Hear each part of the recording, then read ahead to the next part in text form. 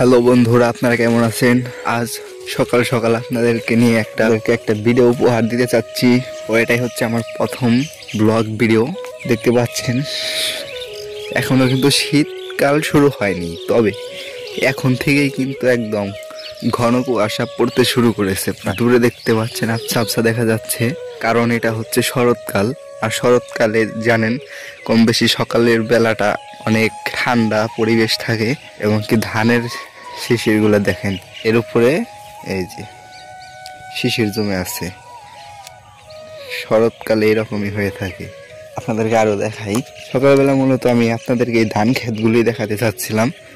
এ দেখুন ধানের পাতার সাথে শিশির জমে আছে। এটাই হচ্ছে শীতকালের আগমনের একটি সূচনা।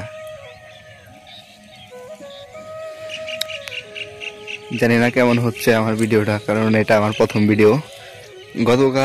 গতকাল ঝিটকা বাজার যাচ্ছিলাম, আমার বাসা মানিকগঞ্জ।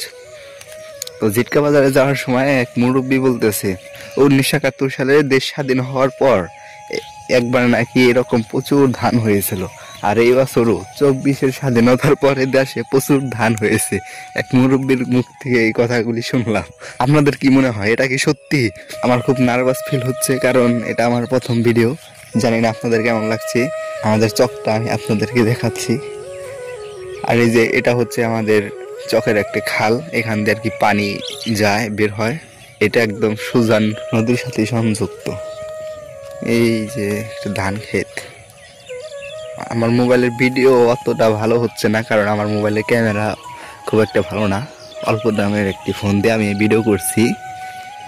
তবে ইনশাল্লাহ আপনারা যদি আমাকে সাপোর্ট করেন, আমার পাশে থাকেন, ইনশাল্লাহ কোনো একদিন আমি আর ভালো কিছু করতে পারবো। ভালো যারা এখনো ভাবছেন কিভাবে ভিডিও বানাবো, আপনারা অবশ্যই এরকম আপনাদের চক পাতার কিংবা বাড়ির ছাদে গাছগাছালি দেখিয়ে ভিডিও করতে পারেন, বা বিভিন্ন জায়গায় ট্যুরে গেলেন, ঘুরতে গেলেন, সেখান দিয়ে আপনারা ভিডিও করতে পারবেন।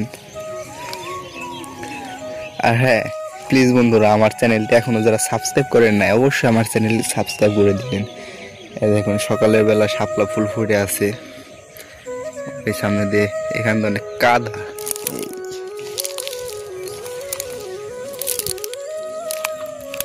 এই দেখুন শাপলা ফুল ফুটে আছে, অনেক সুন্দর লাগতেছে।